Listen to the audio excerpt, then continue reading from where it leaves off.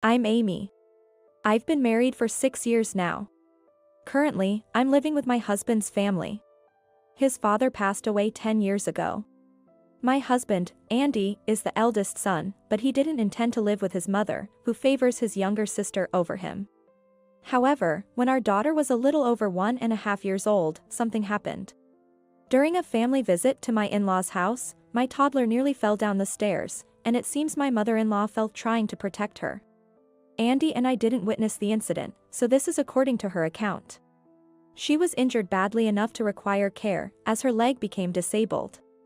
We felt obligated to live with her to take responsibility. I ended up taking on all the household chores, and of course, we also bear all the living expenses. She spends her entire pension on personal expenses and enjoys her time leisurely. I've heard from doctors that she could walk normally again with rehabilitation and that her injuries weren't that severe. It seemed she already a cunning person, decided to do nothing and took advantage of the situation. Andy says, "Amy, you don't have to worry so much about mom," but I couldn't help it.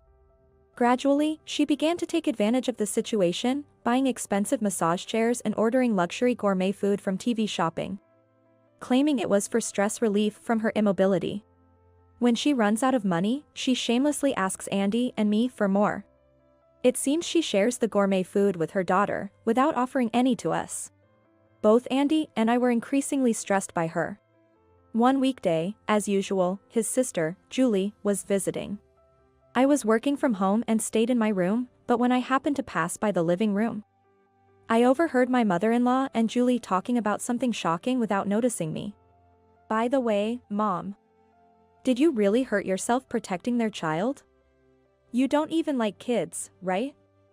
Are you really fond of your grandchild?" "Of course not. I just happened to fall. But if I say it was because I was protecting their child, I can make those two feel indebted to me. It's very convenient." My smart mother. I was horrified. This was despicable. I couldn't believe it was all a lie. I regretted not recording the conversation on the spot. I immediately texted Andy about what I heard. He replied, "I had a feeling it was something like that. Let's cancel the renovation plans and look for a time to move out." Relieved that he was on my side, I ended the text with, "Got it. Good luck with your work." We had been keeping it a secret from his mother, but Andy and I were discussing a major renovation or building a new house. This was because the in-laws' house, to put it mildly, was not a mansion but rather a very ordinary for LDK family home. The house has the main bedroom, currently used by my mother-in-law. Next to it is the study, where my father-in-law used to work before he passed away. There are also 2 children's rooms, previously used by Andy and his sister. We placed a bed in Andy's room and stored 3 people's cabinets and belongings in the room used by Julie, but it was incredibly cramped. About a week after we decided to abandon our plans and consider moving out, after sending Andy off to work, my mother-in-law said something outrageous. "Wait, Julie, she got divorced?" Julie is Andy's sister, 8 years younger than him. She was spoiled growing up and is quite selfish. I have been the target of her hostility and harassment. However, the harassment decreased around the time Andy and I got married, which was also when Julie got married. She said, "Well, Julie will be moving back in with us. Amy, I'm counting on you. It's going to be fun having more family around." Sounding excited and happy. Wait a minute, she's moving back into this house? Of course, she's family. Poor thing, she has nowhere else to turn. She glared at me.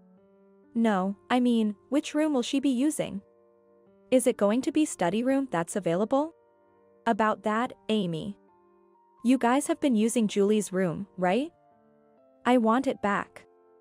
And she wants to use Dad's study too. She has so many clothes. You know. Just one room isn't enough for her. I was dumbfounded. In a house with only 4 rooms, Andy and I are already struggling with the limited space, and now Julie alone is going to use 2 rooms? What does she think about her son and me? It felt like we were being treated more like cash cows than as a son and daughter-in-law. I was angry but then realized this could be our chance to leave. How about we all sit down and talk about it tonight, including Julie and Andy? But then, something unexpected happened. Amy, I heard you're opposing my moving back home. Who do you think you are? Julie called me, furious, shortly after that.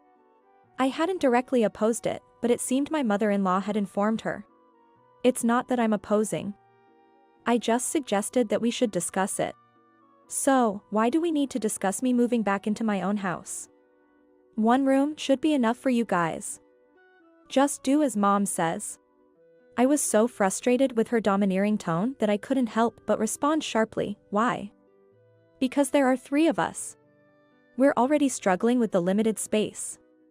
Besides, if we're going to live together, shouldn't you be the one to discuss it with us? Julie retorted, remember this, Amy. I'll tell Mom. How dare you, just a daughter-in-law, and hung up the phone. Right after, Andy called after reading my report text. Hey, Amy. I don't think Julie's husband is the cheating type. It must be Julie who has the problem. I'll talk to him. Okay. I thought something was off too. It didn't make sense for Julie, with her tough personality, to be cheated on and just return home. She would more likely kick out her husband. About 2 hours later, Andy called again. Just as he suspected, it turned out Julie was the one who had cheated. She was a housewife who didn't do any housework or care for the home, just went out and ended up getting divorced for her infidelity. Andy apologized repeatedly to Julie's ex-husband, feeling embarrassed. She's also behind on her credit card payments and has no savings. She probably planned to depend on Andy for it. Andy and I discussed the situation and made a plan. Then that night, Julie came over, and the 4 of us, Andy, his mother, and I, sat down to talk. Andy began, Julie, I heard you're getting divorced. I understand you want to live here, as my mother-in-law and Julie smirked at me. See, Andy is different. So kind. Unlike Amy, who is just terrible. So, what about the division of duties? He interjected. Division? Of what? Seeing Julie's puzzled expression, I said, housework, Julie. Naturally, if we're living together. Cleaning, laundry, meal preparation. And of course, you'll contribute half to the living expenses. Oh, and since I have to take care of our daughter, you'll have to take care of your mother entirely. After all, caring for a parent is a child's duty, not a daughter-in-law's. My mother-in-law's anger exploded. What are you saying? Why would you make Julie do housework? You're a stay-at-home wife, aren't you? That's right. Amy is a stay-at-home wife. It's just like a parasite. Not earning money, just wasting his money. It's only natural for family to serve each other. Well, Julie, you were a stay-at-home wife since you got married, right? Those words are a boomerang back to you, you know? I'm different. I'm the daughter in this house. You're just a daughter-in-law. My mother-in-law kept defending Julie, saying, that's right. That's right. Perhaps she thinks it's pitiable for her own daughter to be in the same situation, but somehow different for me. So, Andy said, Mom, Amy works at home. Julie is unemployed now. By that logic, Julie should do all the housework. Why does Amy have to do everything? That's ridiculous. Julie said, glancing at me, I will get a job eventually. Maybe I'll become an illustrator. I've always been good at drawing. But I need to study art, so I can't work. If I'm studying, I can't do housework either. Andy coldly said, Amy is working and doing housework. Why can't you do housework if you're studying? Oh. And you'll be paying for your studies yourself, right? Julie nonchalantly replied, what? We're family, don't be so cold. You pay for it. To test Julie, I asked her, will you be drawing digitally or traditionally? What are a traditional and a digital? Don't use words I don't know. By the way, traditional refers to traditional drawing on paper. Digital means using a computer to draw. In fact, I'm not just a stay-at-home wife, I work from home, as Andy also mentioned. Despite juggling childcare and caregiving responsibilities, I'm a successful illustrator with a magazine column. Julie's lack of even basic knowledge indicates she's not serious. This was proven when she said, well, maybe I could open a nail art salon. It's sparkly, pretty, and stylish. Perfect for me. Bringing up another profession entirely. All talk and no action. She has no intention of working or contributing financially to the house. I blurted out, Julie, you called me a parasite, but it seems like you're planning to be the real parasite in this house. Shut up. Andy has a duty to take care of Mom and me.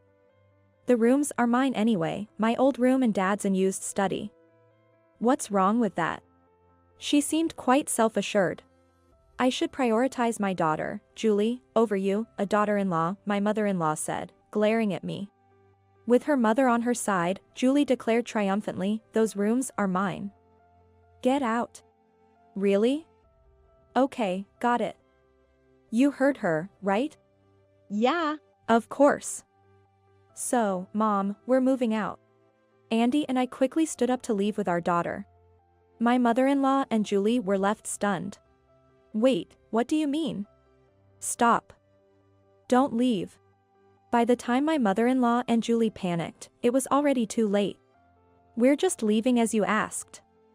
We've decided to cut ties with you and Julie, I said firmly. My mother-in-law threatened, how can you be so heartless to Julie? And what about my leg?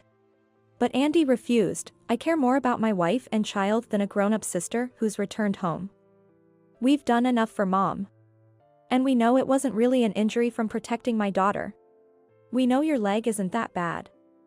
You were told rehabilitation would help. And Julie is perfectly healthy. Why doesn't she work? So, we took only our valuables and quickly left the house. We still had to return for our belongings and handle some formalities, but our seriousness must have been clear. Later, my mother-in-law tried to move forcibly and worsened her condition. She ended up unable to walk again. She was supposed to walk again if she did rehabilitation. It was the result of years of neglecting rehabilitation. Julie, seeing no use in her mother, quickly put her in a facility. She funded it by selling the old house, which didn't fetch much money. She placed her mother in a poorly reputed facility that provided minimal care. Despite getting money, Julie did not pay off her credit card debt. The interest on the debt just keeps getting higher and higher. The debt collection company took all the money Julie had and made her work at a job arranged by them to cover the rest. The debt, growing with interest, seemed impossible to clear. It was all self-inflicted. Andy and I successfully distanced ourselves from Julie and my mother-in-law, who were fully prepared to be parasites. Living in a spacious new house, stress-free, I became pregnant with our second child. We're now living very happily.